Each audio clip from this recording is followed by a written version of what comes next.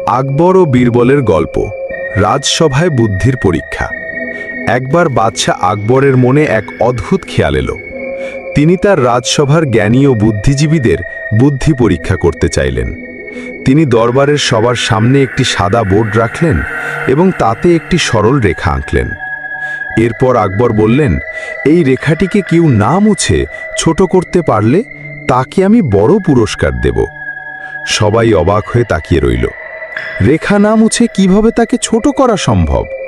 মন্ত্রী, সভাসদ, জ্ঞানী পণ্ডিত কেউ কোনো সমাধান দিতে পারল না।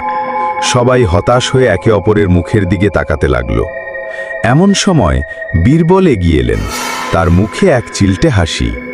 তিনি আকবরের কাছে গিয়ে তার আঁকা রেখাটির ঠিক পাশেই আরেকটি লম্বা রেখা এঁকে দিলেন।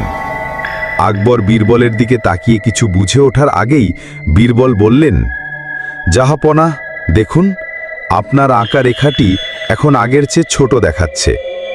আকবর বীরবলের বুদ্ধিতে মুগ্ধ হয়ে গেলেন। সত্যি, নিজের রেখাটি না মুছেই বীরবল তাকে ছোট করে দেখিয়েছেন।